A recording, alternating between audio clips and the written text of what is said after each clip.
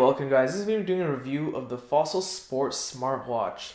Now the watch itself comes in two sizes, primarily designed for male or female wrist, but it doesn't really matter, it's ultimately up to you which one you want to get. The one I'm reviewing is the larger size. Now the straps are available in various colors. Mine in particular is a smoky blue silicone. It's a silicone strap, so it definitely a change from the normal leather or metal straps you would find on a watch, but it's a welcome change. It's incredibly comfortable and it doesn't matter which way I bend my wrist. What's more is that it's not uncomfortable like some metal straps, but it's as soft as a leather strap, but with leather straps you have the fear of wear and tear and it tends to kind of crack over time rather easily. And to add to all of this, the watch is pretty light, so it's that much more comfortable on your wrist.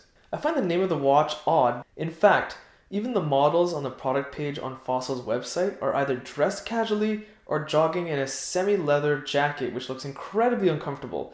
The marketing makes no sense here. But going past that, it's a rather attractive watch that could pass for something more with casual wear or even business casual wear. This is actually a good thing, but the name is confusing. Unlike Galaxy or Apple smartwatches, it won't automatically log your workout details when you start, getting pretty active. You have to manually activate tracking for your type of exercise, whether it be walking, running, or even weightlifting, just to name a few examples. It's rated for 5 ATM, which means it's good in water for up to 50 meters, so it's good for a swim. And of course, it does have a built-in heart rate sensor, which you can track in your history in your Google Fit app, as well as GPS. The watch is powered by Google's Wear OS operating system and has Google Assistant built in. For example, what is the weather tomorrow?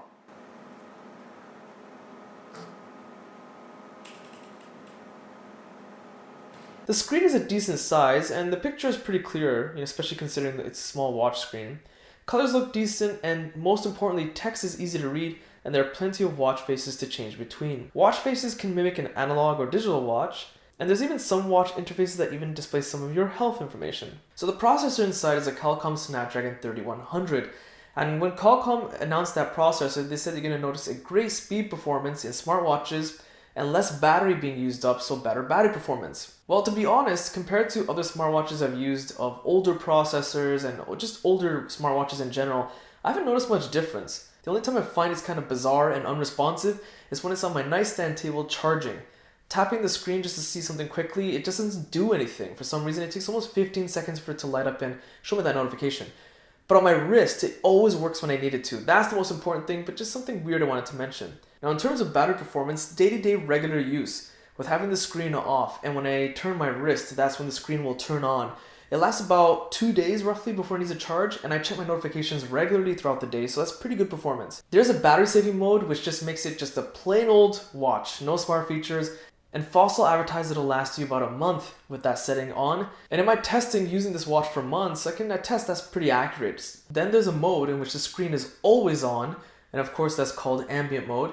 And during that performance, I got about 18 hours of battery before it died out. To recharge, it has its own magnetic charging dock, and it takes about an hour and a half to recharge. Notifications will vibrate even if your Android watch is set to absolute silence, which is great for people in an office environment, for example. You'll know when you're getting notifications because it just vibrates on your wrist. It has 4 gigs of storage, which is plenty for any apps you might want to download. Now there are 3 buttons on the watch. The very top watch, if you press it, goes into a Fossil mode, which allows you to choose your preset customization settings. So if you have a whole bunch saved, you can always switch between them very quickly.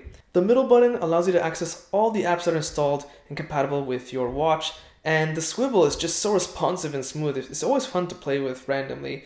But you can always scroll through it through the swivel, or you can just use your fingers to swipe up and down through this list if you want to. Dedicated fitness button, which allows you to go through various modes to activate fitness tracking, so it'll track your stats. You can always look them up in Google Fit later on.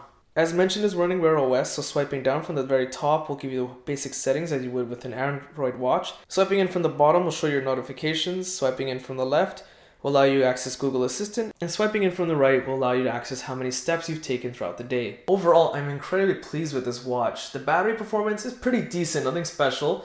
It's just kind of what you expect from a regular smartwatch. Speed performance is incredibly fast, except for when it's just resting on the docking charging station for some reason, but again, not a big deal.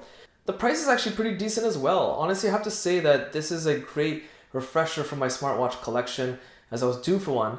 So definitely worth checking out. If you guys found this video useful, be sure to check out my social links in the video description. Hit the like button, it does help. Subscribe, and thanks for watching.